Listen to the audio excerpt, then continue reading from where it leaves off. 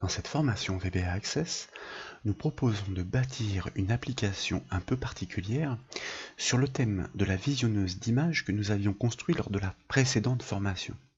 Notez la présence d'un nouveau bouton que nous avons greffé. Cette fois, au clic sur ce dernier, l'application VBA va générer un diaporama web dynamique sur la base d'un fichier externe, c'est-à-dire une application préconçue en HTML et en JavaScript, à laquelle elle va tout simplement transmettre toutes les données. C'est cette interaction, un petit peu sur la philosophie d'une application client-serveur, qui est intéressante dans ce projet. Pour preuve d'ailleurs que ces données sont bien transmises de façon dynamique, souvenez-vous, le bouton parcourir permet de désigner un dossier image, donc nous allons en sélectionner un nouveau, que nous validons de manière à réceptionner l'ensemble des nouvelles photos. Et lorsque nous cliquons sur le bouton pour générer ce diaporama, qui s'exécute d'ailleurs dans un navigateur tel que Firefox, nous verrons qu'une fonction VBA permet de lancer l'exécution de programmes externes. Nous réceptionnons bien notre diaporama web dynamique puisqu'il a récupéré les informations transmises par les données collectées depuis l'application VBA Access. Constatez que comme nous l'avions développé en JavaScript, nous pouvons jouir d'un diaporama qui se lance et qui s'anime tout seul avec des effets de transition bâtis sur ces nouvelles images pour lesquelles nous n'avons eu aucune configuration à réaliser par le code, puisqu'encore une fois, c'est tout simplement l'application VBA Access qui s'en est chargée. Donc, voici l'enjeu de notre développement. Comme toujours, je vous propose de partir d'une source existante, en l'occurrence, le formulaire de l'application précédente, sauf que, à ce stade, bien entendu, nous pouvons exploiter les précédents boutons que nous avions codés en désignant des dossiers de manière à pouvoir charger les images, et à ce titre, je vous rappelle qu'elles sont archivées en base de données. En revanche, un clic sur le bouton média ne permet pas à ce stade de déclencher effectivement la génération du diaporama, puisque c'est tout l'enjeu de cette formation.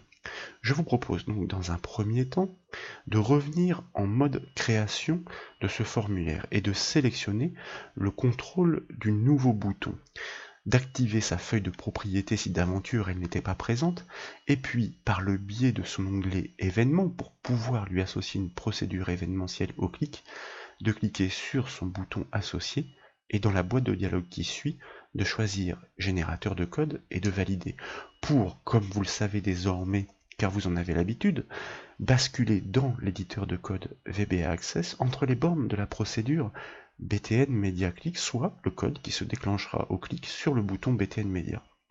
Notez la présence des précédentes instructions, de la précédente formation, qui permettent de donner vie à cet album photo, à cette visionneuse d'images, avec, et nous y ferons référence, des déclarations publiques, comme par exemple l'objet base de données, ou encore le nom du chemin absolu des images, ainsi archivées en base de données, dont nous aurons besoin, et c'est intéressant, nous n'aurons pas besoin de les recoder puisqu'elles sont connues.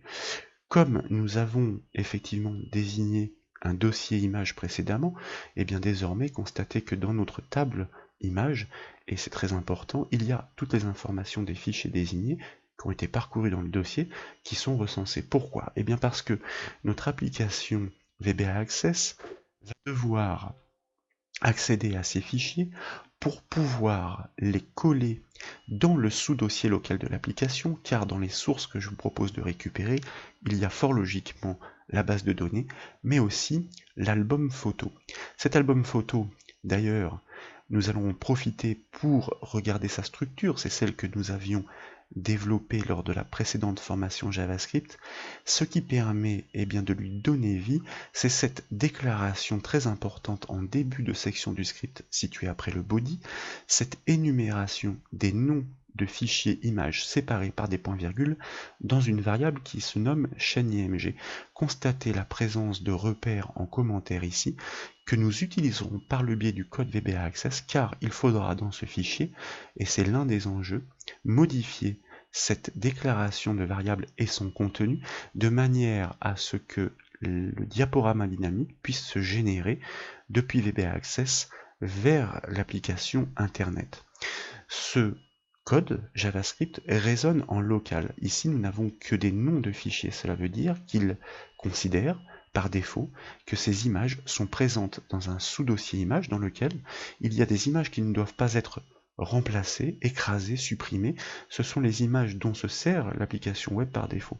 Et puis il y a toutes les autres, que notre code VBA devra purger à chaque fois qu'il génère un nouveau diaporama de manière à ne pas empiler indéfiniment les nouvelles photos qui vont servir à la génération de ce diaporama. Donc voilà tous les enjeux. Il y a le fait de devoir manipuler les fichiers, le fait de pouvoir accéder à leurs propriétés, le fait de pouvoir les déplacer, les dupliquer, les copier, et puis le fait de pouvoir accéder à des fichiers externes du type HTML pour en modifier le contenu, et enfin d'exécuter ce fichier dans une application. Pour ce faire, et comme toujours, de retour dans notre éditeur de code VBA Access, je vous propose de débuter par la déclaration de variables. Elles sont relativement nombreuses car nous avons pas mal d'actions à réaliser. La première variable que je vous propose de déclarer, nous la nommons verifNombre et nous la déclarons comme un entier integer. Nous allons l'utiliser pour réceptionner le résultat d'une requête de décompte sur la table des images de la base de données. Car si aucune image ne figure dans la table, eh bien, il ne sera pas utile de poursuivre la génération du code. Donc nous ferons un petit test. Bien sûr, comme nous avons besoin de manipuler les enregistrements de ces tables, comme vous le savez, car nous en avons l'habitude désormais, nous déclarons un objet que nous appelons env ou enr comme un record set, c'est-à-dire un objet capable de manipuler les enregistrements d'une table. Et comme je vous le disais, comme nous allons devoir manipuler les fichiers et les dossiers du disque, nous allons déclarer des variables que nous ne typons pas pour l'instant. Elles se typeront à la volée par l'instanciation des classes que nous avons déjà exploitées pour manipuler les fichiers et les dossiers. Nous les nommons néanmoins pertinemment avec des noms explicites. Chaque image porte bien son nom, les fichiers, le dossier, et nous avons besoin aussi d'une variable que nous allons nommer fichier image, que nous allons cette fois-ci déclarer comme un string, ainsi que, comme un string donc, ainsi que d'une variable que nous allons nommer dossier destination qui porte bien son nom. Car lorsque nous réalisons une copie des images, la méthode que nous emploierons aura besoin de connaître la source et la destination, donc les emplacements à définir pour la copie. Je m'aperçois ici qu'il y a une petite coquille qui s'est glissée et qui n'est pas bien grave, puisque effectivement, vous voyez, à force de vouloir saisir vitre, au lieu de l'instruction dim, j'avais écrit fim. Donc, nous avons besoin aussi d'une variable que nous nommons chaîne IMG, tout simplement parce que cette variable va permettre de reconstituer l'énumération des noms de fichiers afin de l'écrire à l'issue dans le code JavaScript de la page web pour remplacer cette information et faire en sorte que ce diaporama se génère dynamiquement comme une application client-serveur. Comme nous allons devoir accéder au contenu de ce fichier web, eh bien nous déclarons une variable contenu web que nous déclarons comme un string. Elle va, vous le verrez, être capable de mémoriser l'ensemble des informations contenues dans ce fichier HTML, c'est-à-dire le code HTML et le code JavaScript. Et puis, comme nous ferons des accès séquentiels à ces fichiers, ce que nous avions déjà fait avec une formation VBA Excel pour importer les données dans une feuille, nous allons récupérer ces informations ligne à ligne dans une boucle, donc nous déclarons une variable ligne texte comme un string, une chaîne de caractères. Et je vous parlais tout à l'heure de ce que nous avons remarqué pour faciliter effectivement la modification à importer en externe dans ce fichier depuis VBA Access. Il faut précisément intervenir à ces emplacements après ce repère, avant celui-ci, pour remplacer cette déclaration de variable.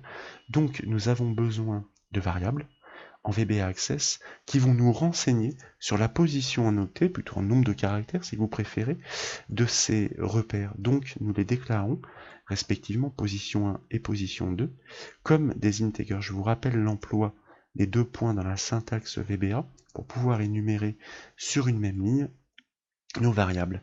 Comme position 1 et position 2 vont nous permettre de renvoyer l'emplacement de ces repères, il s'agira de découper en deux parties ce contenu de cette page. C'est la raison pour laquelle nous déclarons respectivement les variables bout1 et bout2 de manière à prélever ce qu'il y a avant le repère et ce qu'il y a après. Donc comme des strings, puisque nous allons reconstituer effectivement ces informations textuelles. Et entre les deux, eh bien, nous y inclurons la variable chaîne IMG que nous aurons reconstituée, suite à quoi, à l'issue, nous pourrons aller écraser le contenu de la page web de manière à ce qu'elle considère les nouvelles images qui auront été copiées par le code VBA Access pour générer ce diaporama dynamique sur ordre par clic sur le bouton BTN Media.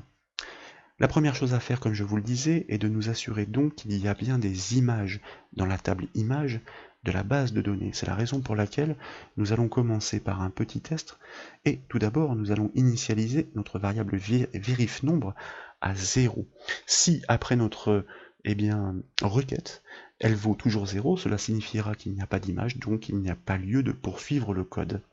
Je vous rappelle que pour pouvoir manipuler les enregistrements d'une table de base de données, nous devons instancier, initialiser notre objet recordSetEnr grâce à notre objet la base, qui est déclaré en variable publique, donc qui est connu, qui propose une méthode openRecordSet qui nécessite deux paramètres, le premier étant la requête SQL à exécuter sur la base de données en cours, la base, et cette requête doit compter le nombre d'images présentes dans la table image.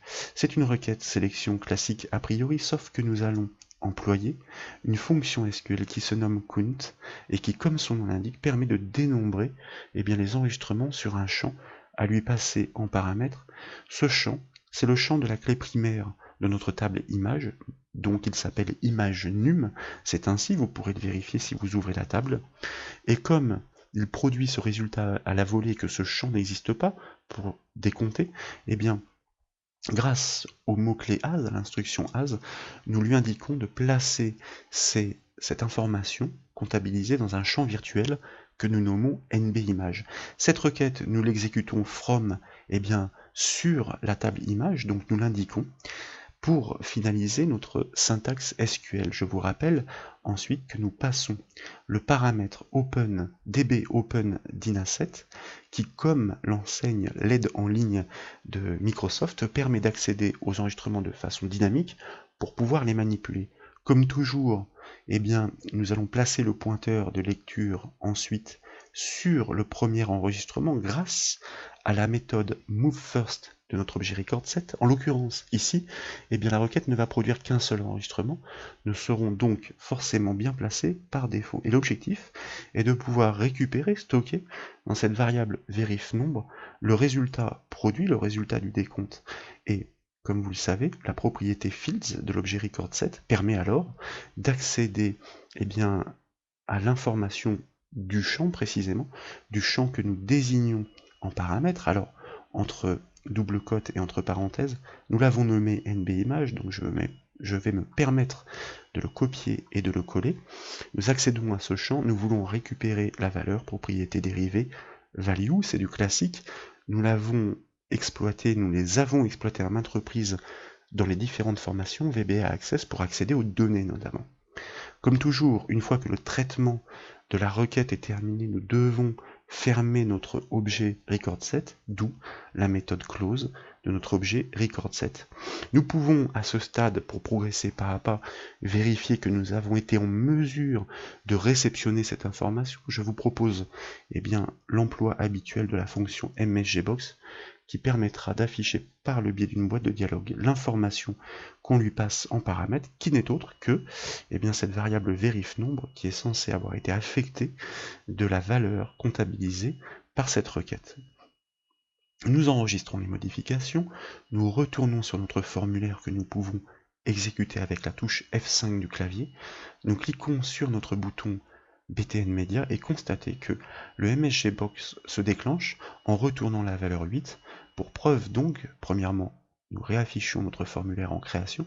Si nous ouvrons notre table image, nous constatons en effet qu'il y a bien 8 enregistrements, donc 8 images.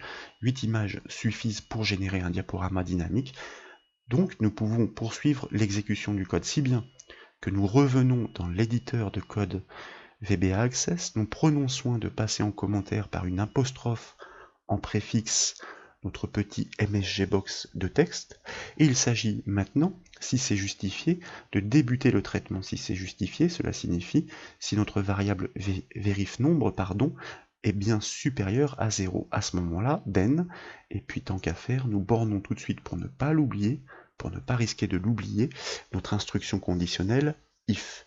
Dans un premier temps, avant de songer à accéder à nos fichiers images, eh bien, comme je vous le disais tout à l'heure, puisqu'il va falloir les rapatrier dans le dossier local, puisqu'une application web résonne toujours en local, en l'occurrence, notre album photo internet va aller chercher les informations dans le sous-dossier images qui est situé à la racine. Pour ne pas empiler toutes les images à chaque fois que nous allons générer un diaporama, avant donc de poursuivre le traitement, il s'agit de pouvoir purger ce sous-dossier. Et c'est la raison pour laquelle nous avons besoin de déclarer nos objets qui permettront de le faire, pour manipuler ces fichiers, ces objets. Avant cela, nous allons nous occuper de notre variable dossier destination, qui doit permettre de renseigner, de mémoriser le chemin d'accès complet à ce sous-dossier image. Il y a notre objet application en VBA Access que nous utilisons souvent, qui propose une propriété qui se nomme current project, qui littéralement désigne le projet en cours, celui de notre application Access, et qui propose une propriété dérivée qui se nomme pass, qui est suffisamment explicite, et tout simplement traduisez le chemin d'accès local au projet en cours, auquel nous concaténons le sous-dossier image, donc entre double cotes, avec un anti-slash, puisqu'il n'est pas prévu dans le chemin d'accès, sous-dossier image, alors tant qu'à faire en respectant la casse, en minuscule, avec encore une fois un anti-slash, pour ensuite permettre d'accéder au fichier qu'il contient. Et puis, il s'agit ensuite de manipuler les fichiers et les dossiers du disque pour pouvoir notamment purger dans un premier temps ce sous-dossier et ensuite y copier les nouvelles images. Et ça, nous l'avons fait aussi à maintes reprises dans les formations VBA Access. Nous initialisons notre variable les fichiers non typés grâce à la fonction VBA qui se nomme createObject. Elle permet, cette fonction, d'instancier une classe selon le paramètre qui lui est passé entre parenthèses. Alors ici, il faut être bien fidèle, ne pas se tromper dans l'écriture. Ce paramètre se nomme, comme l'enseigne l'aide en ligne, File System Object. C'est ce paramètre qui va permettre de désigner la classe à instancier. De fait, notre variable les fichiers va hériter des propriétés et méthodes permettant de manipuler les fichiers et les dossiers du disque dur. Je souhaite m'assurer néanmoins que ici je n'ai pas commis de faute d'orthographe, car le moindre modification annihilerait l'exécution, donc scripting file system object, comme je l'écris en commentant. Parfois ce n'est pas évident, mais vraisemblablement tout est correct. Dès lors, comme notre variable les fichiers a hérité des propriétés et méthodes utiles pour manipuler ces fichiers et ces dossiers, nous pouvons désormais dans la foulée initialiser notre variable le dossier pour créer un objet permettant de manipuler le dossier de destination que nous devons purger. Et dès lors, donc, notre variable les fichiers propose une méthode qui se nomme getFolder, comme son nom l'indique, qui permet de pointer et de récupérer le dossier qui lui est passé en paramètre. Quel est-il? Nous venons de le mémoriser dans la variable précédente dossier destination, à savoir le sous-dossier image de notre répertoire local, celui de l'application. Donc tout ça grâce à cette instanciation de classe. Dès lors, comme je vous le disais, puisque nous avons déclaré ces objets pour manipuler ces fichiers et ces dossiers, comme nous l'avons déjà fait à plusieurs reprises, une boucle for each qui littéralement veut dire pour chaque élément dans le groupe, en l'occurrence, nous allons pouvoir passer en revue tous les fichiers du dossier, le dossier étant le groupe. C'est la raison pour laquelle nous exploitons nos variables non typées en commençant par la variable chaque image pour lui dire de parcourir toutes les images dans le dossier. Je vous rappelle que dans une boucle for each, l'objet à gauche de l'instruction doit être du même type que l'objet à droite. C'est la raison pour laquelle nous les avions déclarés en variant, ainsi il se type à la volée. Et dès lors, notre objet, le dossier, qui a lui aussi hérité des propriétés et méthodes, propose une propriété qui se nomme files, qui renvoie une collection des fichiers contenus dans le dossier qui est désigné par justement la précédente affectation celle de dossier destination. N'oublions pas de boucler notre boucle for each avec le nom de la variable qui est utilisée justement pour parcourir l'ensemble de ces fichiers.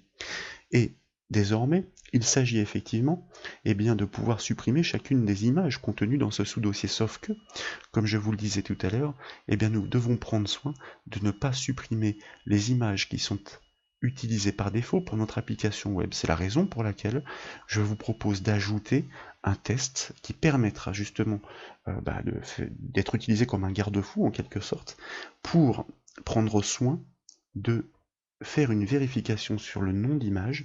Notre variable, je vous le rappelle, se nomme chaque image, et comme nous l'avions déjà vu là aussi, elle propose désormais une propriété héritée qui s'appelle name et qui désigne le nom du fichier qui est en cours de lecture dans la boucle.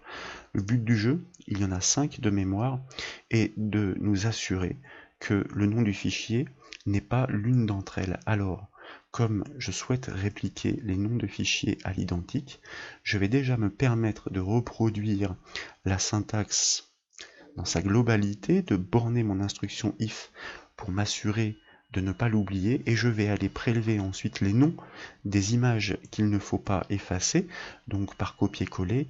Nous revenons dans notre éditeur de code, et puis entre les doubles cotes, puisque en l'occurrence le inférieur supérieur ici signifie différent d'eux, nous devons nous assurer que l'image qui est en cours de lecture dans la boucle est bien différente du nom que nous lui passons directement entre guillemets. C'est, je vous rappelle, la propriété name de notre objet qui permet de manipuler les fichiers qui renvoie cette information.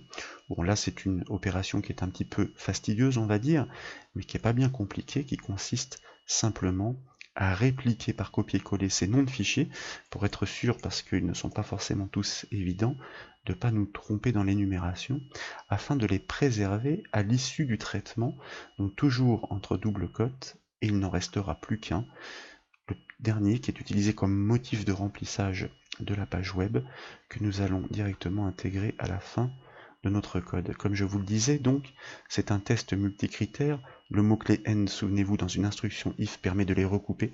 Il faut que le nom du fichier soit à la fois différent de l'image défaut, à la fois différent de l'indicateur, de le formateur, de motif, etc. À ce moment-là, si nous avons constaté que ce test multicritère était vrai, nous pouvons donc initialiser l'action qui consistera à purger ce dossier image par image.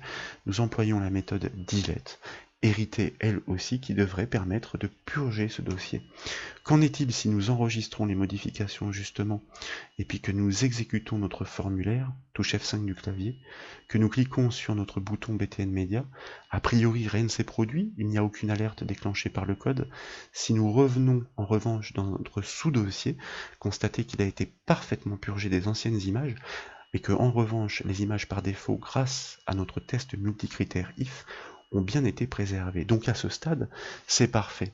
Maintenant que nous avons la certitude donc que nous avons bien purgé notre sous-dossier avant de pouvoir y incorporer les nouveaux fichiers, nous allons donc pouvoir accéder à ces informations, et c'est la raison pour laquelle, toujours dans le if, je vous rappelle que c'est le test qui permet de savoir si le traitement vaut le coup d'être effectué, nous allons faire un nouvel accès à notre table image, mais cette fois-ci pour récupérer tous les noms de fichiers. Alors tant qu'à faire, on pourrait prélever une instruction existante dans le but de l'adapter, puisque je vous rappelle une fois encore que c'est bien la méthode openRecordSet de l'objet base de données à laquelle on passe une requête SQL qui va permettre justement d'accéder à ces enregistrements. Cette requête est une requête sélection classique. Elle consiste à récupérer les informations des noms de fichiers qui sont contenus dans le champ qui se nomme image fichier. Pour en avoir le cœur net, si nous revenons sur notre application Access et que nous double-cliquons sur notre table image, constatez, notre champ se nomme bien image fichier, et c'est dans ce champ que nous trouvons effectivement la présence des noms de fichiers correspondant aux images. Donc nous exécutons une requête qui consiste à récupérer toutes les informations de ce champ, enregistrement par enregistrement, à partir de la table image, en accès dynamique. Nous plaçons le pointeur de lecture, bien sûr, tout d'abord sur le premier grâce à la méthode MoveFirst, mais par contre, cette fois-ci, il y en a un certain nombre. D'ailleurs, souvenez-vous, notre MSGBox tout à l'heure nous avait renvoyé 8 pour 8 fichiers images. Donc, nous initialisons une boucle d'où nous l'avions fait dans l'accès aux données, dans plusieurs formations d'ailleurs VBA Access, une boucle do loop avec une instruction assez particulière pour la terminer dans un premier temps. ENR, until ENR qui est notre objet record set, EOF est une contraction de l'expression américaine ou anglaise end of file, ce qui signifie littéralement la fin du fichier. En l'occurrence ici, eh bien, nous n'allons pas jusqu'à la fin du fichier, mais jusqu'à la fin des enregistrements, jusqu'au dernier enregistrement, grâce à cette boucle do loop. L'objectif dans un premier temps est de pouvoir stocker dans la variable que nous avions déclarée à cet effet. On va indenter tant qu'à faire, fichier image, le nom du fichier, comme toujours, associé à notre objet recordSet, c'est la propriété fields qui permet d'accéder en paramètre au nom du champ qui est désigné, à savoir image fichier, que nous lui passons, et pour prélever son contenu, je vous rappelle qu'il s'agit de la propriété dérivée value. Donc nous avons bien stocké cette information. Mais si nous n'en faisons rien tout de suite, à chaque passage dans la boucle, nous allons l'écraser. C'est la raison pour laquelle nous proposons de la concaténer tout de suite dans notre variable chaîne IMG. Je vous rappelle que nous l'avions déclaré, cette variable chaîne IMG, pour qu'à l'issue, nous puissions transmettre les informations des noms de fichiers énumérés et reconcaténés à notre page HTML dans le code JavaScript. Donc nous concaténons l'ancienne potentielle information issue de la boucle à la nouvelle, avec donc notre et commercial pour la concaténation. La nouvelle, c'est l'information est contenue dans notre variable fichier image, et je vous rappelle que dans notre code JavaScript, chacune des images est séparée de la suivante par un point-virgule. Pour preuve, si nous revenons dans notre fichier JavaScript, constatez bien la présence effectivement de notre point-virgule, ce que nous sommes en train tout simplement de reproduire ici par le code VBA Access. Maintenant que nous sommes certains d'avoir concaténé l'information pour la préserver, chacune des images en cours de lecture doit être déplacée ou plutôt dupliquée dans le sous-dossier local de notre application Internet. Et comme notre objet, les fichiers que nous avons instanciés tout à l'heure, c'est-à-dire qu'il a instancier la classe permettant d'hériter des propriétés méthodes, dès lors, propose effectivement une méthode fort précieuse parmi tant d'autres, mais qui se nomme copyFile, qui demande deux paramètres, la source et la destination, pour pouvoir réaliser une copie du fichier source vers la destination, avec les chemins d'accès complets, cela va de soi. En ce qui concerne le chemin absolu des images qui sont archivé en base de données, nous le connaissons car il est déclaré en variable publique, il est issu des précédents traitements, notamment au démarrage du formulaire, et donc nous pouvons directement l'exploiter dans notre actuel traitement. Il s'agit ici de pouvoir concaténer cette information au nom de l'image en cours de lecture, donc nom dossier, notre variable publique, dont la durée de vie va au-delà des bornes de la procédure, que nous concaténons. Ici, il faut faire attention à un anti-slash car il n'est pas prévu tel qu'il est mémorisé dans notre variable nom dossier, que nous concaténons lui-même au nom du fichier de l'image en cours de lecture qui est renseigné sous la variable fichier image. Ça, c'était pour la source. En ce qui concerne la destination, le chemin est mémorisé dans notre variable dossier destination que nous avons affecté juste plus haut, que nous concaténons puisqu'il contient déjà lui l'anti-slash à notre variable fichier image qui normalement a mémorisé le nom du fichier comme je vous le disais. Donc on ne change pas le nom du fichier, on change seulement les dossiers sources et les dossiers de destination. Surtout, et à ne pas oublier, puisque là nous sommes susceptibles d'avoir réalisé la copie, à la fin du traitement, il faut déplacer le pointeur de lecture sur l'enregistrement suivant, car sinon notre boucle est infinie, elle ne bouge jamais, elle n'atteint jamais la fin, et donc elle ne se termine pas. Le principe donc à ce stade est de pouvoir réaliser une petite vérification, nous enregistrons, nous basculons sur notre formulaire, nous cliquons sur notre bouton BTN Media, en apparence rien ne s'est produit, Qu'en est-il si nous affichons notre sous-dossier, constatez que des images sont réapparues? Tout simplement, toutes les images qui ont été parcourues dans la table ont été copiées dans le répertoire de destination par l'instruction que nous venons de mettre en place grâce à la méthode copy-file de notre objet les fichiers qui est hérité des propriétés et méthodes de la classe. Sachant qu'en même temps, nous avons aussi normalement reconstitué cette information des noms de fichiers dans la variable chaîne EMG. Il s'agit donc maintenant d'en profiter. Donc ça veut dire que nous devons, avant d'accéder aux informations d'ailleurs de la page HTML, nous allons terminer l'expression de notre variable chaîne EMG, car je vous rappelle ici que nous n'avons fait que l'énumération. Or, en préfixe de cette variable, forcément en JavaScript, il y a la déclaration. Ça veut dire qu'ici nous devons tout simplement, pour que la concaténation soit complète et que le code JavaScript puisse réceptionner ces informations pour les exploiter, dans chaîne IMG, nous devons à la chaîne var chaîne IMG égale entre guillemets concaténer l'ancienne information, la précédente information que nous avons consolidée. Alors var chaîne IMG, c'est une chose égale, mais avant de mettre la double cote, une simple cote touche 4 du clavier, car l'énumération de nos variables images étant du texte doit être placée entre simples cotes en JavaScript comme dans n'importe quel langage dès lors qu'il s'agit du texte. Que nous concaténons elle-même entre double cote à une simple cote touche 4 du clavier, de manière à ce que l'expression finalisée soit bien placée entre simple cote pour l'exécution. D'ailleurs, on pourrait faire un petit test avec un petit MSGBox usuel de manière à afficher temporairement notre variable chaîne IMG à l'écran, ce que nous allons voir tout de suite en enregistrant, en exécutant, et remarquez que, effectivement, VBA Access nous renvoie var chaîne IMG égale simple cote, l'énumération séparée par des points-virgules de nos noms de fichiers, et à l'issue, la simple cote qui encadre bien cette énumération. Donc c'est parfait. Nous pouvons revenir dans notre code, préfixer notre MSGBox d'une apostrophe de manière à la passer en commentaire.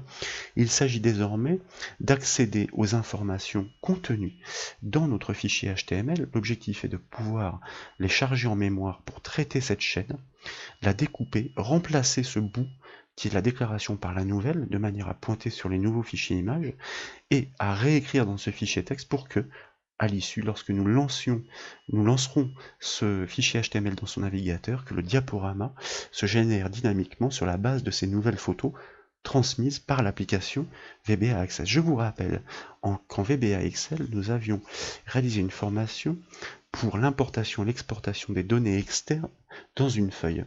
Que l'instruction open en VBA permet de désigner un fichier à ouvrir en lecture. Faut-il encore préciser son chemin d'accès complet?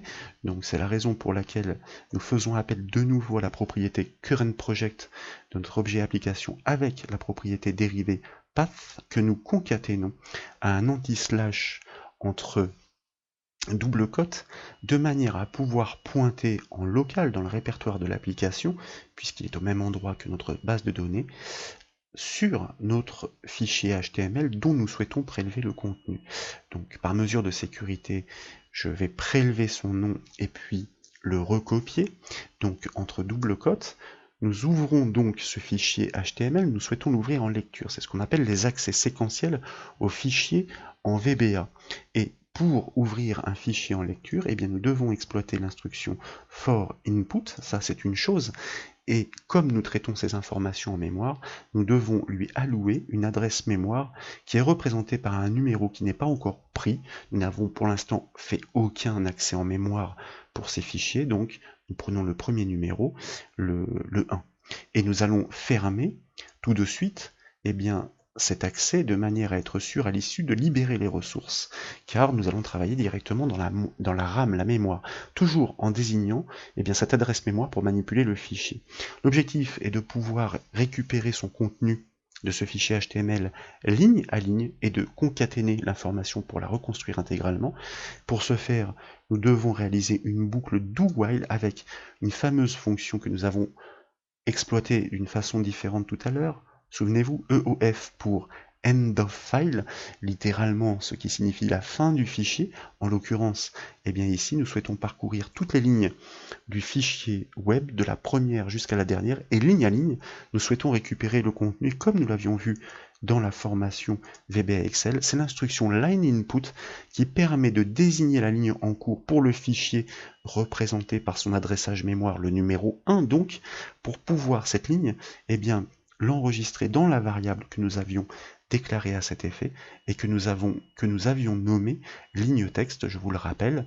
Ça veut dire qu'à chaque passage, nous récupérons la ligne en cours de lecture dans le fichier pour la stocker dans la variable ligne texte, et pour que à chaque passage de la boucle, cette variable ne soit pas écrasée par le nouveau contenu en cours de lecture dans la foulée. Surtout, nous pensons bien à la concaténer de manière à reconstituer en mémoire le contenu intégral de notre fichier HTML que nous souhaitons pouvoir traiter, manipuler pour découper l'information et remplacer cette fameuse déclaration de variable. Donc à ce contenu web précédent potentiel du fait des passages dans la boucle, nous associons la nouvelle ligne en cours de lecture et petite astuce, nous employons ici la fonction VBA CHR qui permet de représenter ou plutôt de simuler des actions clavier en fonction de codes caractères que nous lui passons en paramètres. En l'occurrence avec le 13 et le 10 ici, nous simulons un retour chariot et un saut de ligne pour conserver une présentation, on va dire, intéressante, satisfaisante, lisible, de manière à ce que chacune des lignes ainsi concaténées soit séparée de la suivante par un retour chariot, c'est-à-dire un espace entre les lignes. Nous avons bien fermé notre accès. À ce stade, logiquement, nous devrions avoir en mémoire le contenu de notre page web. Qu'en est-il d'ailleurs si nous faisons un petit test grâce à un MSGBox, sachant qu'il ne sera pas en mesure de délivrer ou de représenter l'intégralité du contenu ainsi chargé, mais au moins une partie si nous cliquons, et remarquez que vraisemblablement nous avons été en mesure de charger en mémoire l'intégralité du contenu de la page web avec toutes ces balises HTML, les bouts de code JavaScript et puis les indentations, les sauts de ligne qui ont été reproduits. Donc, puisque nous avons cette confirmation, maintenant que cette donnée est en mémoire sous le nom de variable contenu web, il est important de pouvoir la manipuler, la retravailler. L'objectif, je vous le rappelle, est de pouvoir dans un premier temps déceler les positions de ces repères, début chaîne en commentaire et fin chaîne, afin de ensuite pouvoir découper cette information pour la reconstruire d'une façon différente grâce à ces données dynamiques.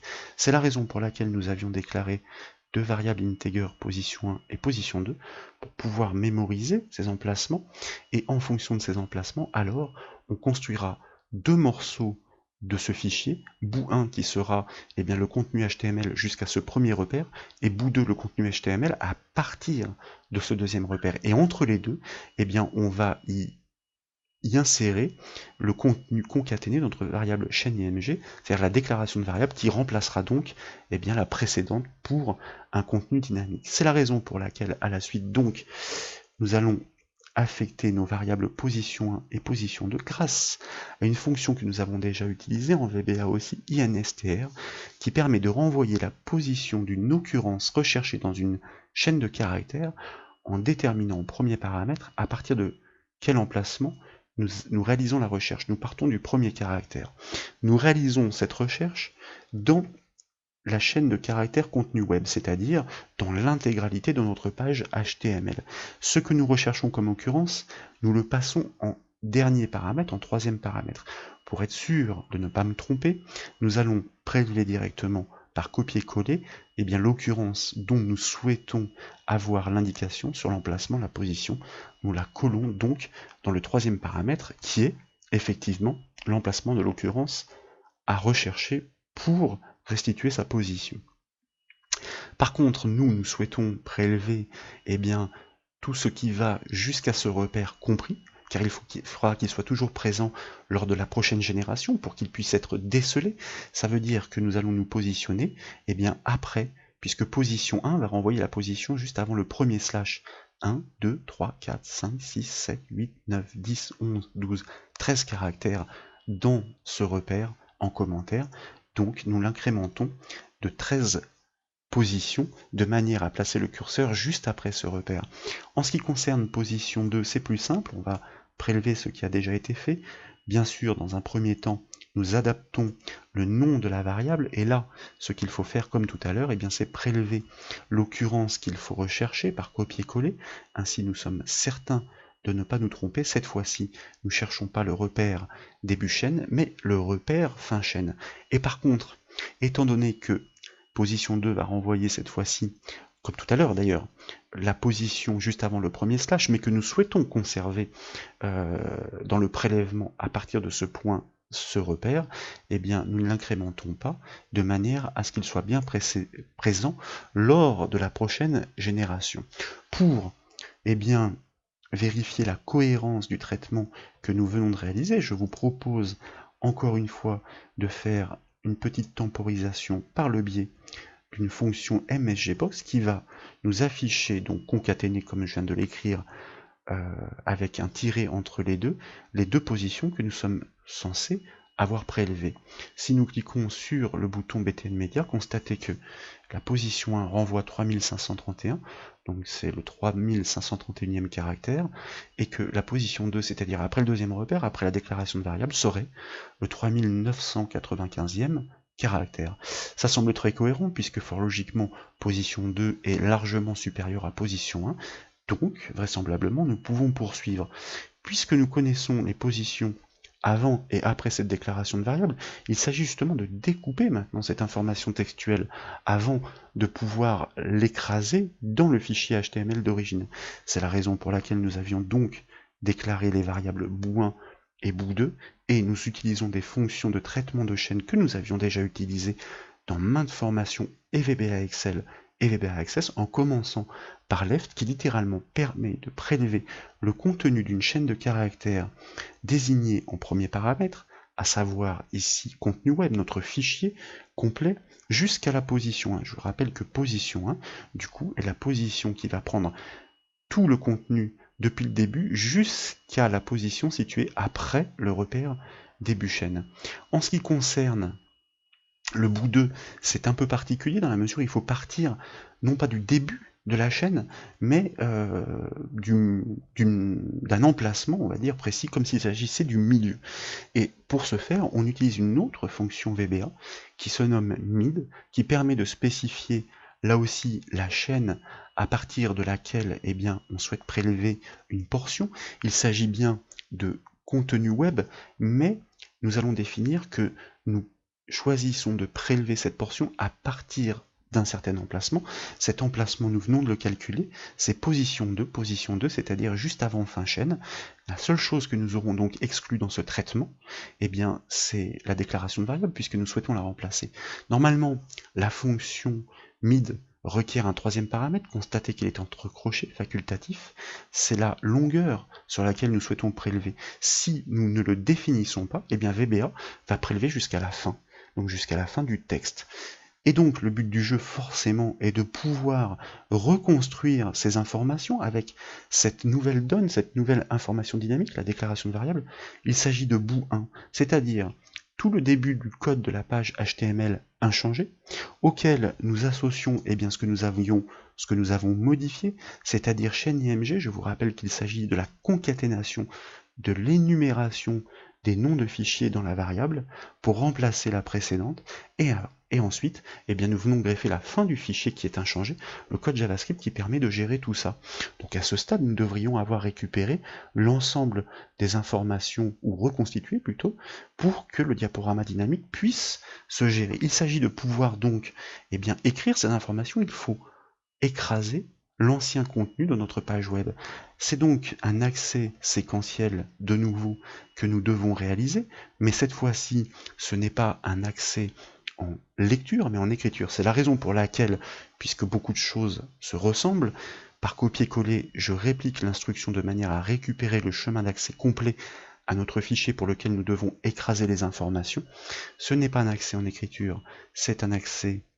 Ce n'est pas un accès en lecture, pardon, c'est un accès en écriture, donc for output, voici l'instruction que nous devons utiliser. Par contre, dans les bornes de notre accès, le code va sensiblement être modifié. Alors, c'est un accès en écriture certes, mais en mémoire, donc nous devons lui définir, là encore, une adresse mémoire. Nous pouvons réutiliser le chiffre 1, tout simplement parce que notre précédent accès a été libéré, et donc l'allocation mémoire a été elle aussi libérée. Donc nous pouvons utiliser le 1, nous aurions pu utiliser un autre chiffre. À vous de voir. Si il y a déjà un accès qui est ouvert avec l'adresse 1, alors à ce moment-là nous utiliserons le numéro 2, puis le numéro 3, etc., etc. Nous accédons donc à ce fichier en écriture, en mémoire, dans la RAM nous allons écrire, et c'est l'instruction print en VBA, toujours en faisant référence à ce numéro mémoire, -1, qui permet d'écrire quoi? Après la parenthèse, la virgule, donc en paramètre, eh bien la variable que l'on passe, tout simplement contenu web, qui a reconstitué l'information dynamiquement. Et dès lors que l'instruction close est enclenchée, eh bien cela signifie normalement que ce contenu est consolidé et écrit cette fois-ci en dur sur le disque. Il s'agit désormais de pouvoir exécuter notre page HTML dans le navigateur, et pour cela je vous propose une fonction VBA particulière qui se nomme shell, qui permet normalement d'exécuter un programme, mais associé à ce programme nous souhaitons lancer un fichier. Ce programme, en l'occurrence, nous choisissons ici arbitrairement Firefox. Nous devons le désigner par, pour commencer, son chemin complet. La syntaxe est tout à fait particulière, mais une fois que nous la connaissons, il suffit de la répliquer. L'instruction que nous allons lui passer, il faut lui donner le chemin d'accès au programme avec le programme, et le chemin d'accès au fichier avec le fichier. Les deux séparés d'un espace, et le tout encadré de double quotes, sauf que nous écrivons déjà entre double quotes puisque nous passons à un paramètre. L'astuce consiste à tripler ces double quotes, touche 3 du clavier. Ici, il y a 3 double quotes. La double quote qui est contenue dans les deux autres double quotes va être conservée pour l'instruction qui va être passée. Bon, à retenir en tout cas. Nous collons le chemin d'accès complet, donc vers Firefox, sans oublier le nom du fichier que nous souhaitons exécuter, le nom de l'application plutôt, et en l'occurrence je vais donc aller prélever son nom directement dans l'explorateur. C'est la raison pour laquelle nous avions ouvert en connaissance de cause directement l'explorateur Windows à cet emplacement.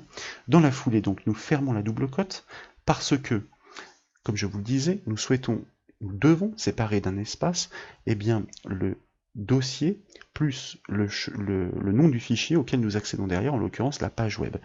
Nous ajoutons les triples quotes, ici, enfin 3 fois les doubles quotes, toujours pareil, pour pouvoir conserver la double quote encadrant le chemin d'accès complet à l'application qui est reconnu, comme toujours, dans un premier temps par la propriété current project qui fournit le chemin qui pointe sur l'application en cours et qui fournit la propriété path pour le chemin d'accès à cette application que nous concaténons fort logiquement avec le nom du fichier que nous allons prélever. Pas besoin de retourner dans le dossier ici puisque nous l'avions préalablement copié juste au-dessus, et nous fermons de nouveau 3 doubles quotes. Alors particulier dans la syntaxe certes, mais sachez qu'après il s'agit juste de répliquer cette syntaxe particulière et de modifier l'information à gauche pour l'exécutable et l'information du fichier qui doit être exécuté dans cette application à droite. Et puis dernier paramètre, virgule, nous allons nous laisser guider par IntelliSense, VB Maximized Focus, qui signifie littéralement que nous souhaitons exécuter cette application dans une fenêtre agrandie au maximum de l'espace qui lui est donné. Si nous retournons dans notre formulaire et que nous cliquons sur notre bouton BTN Media, alors nous avons un petit souci, mais vraisemblablement pas très grave. Alors oui, de retour dans le code, vous voyez, c'est une petite erreur de ma part, vraisemblablement une erreur de saisie, une manipulation au clavier. Je m'aperçois que dans la chaîne que j'ai prélevé, il y a un petit caractère qui s'est glissé, ce qui ne permettait pas au code de résoudre l'adresse que nous avions ainsi désignée. Donc après correction faite, si nous cliquons de nouveau sur le bouton, cette fois-ci nous devrions être corrects. Alors je m'aperçois ici qu'il y a une petite erreur du fait que nous n'avons plus d'image dans la base de données. Alors ce n'est pas très grave, nous allons voir tout cela.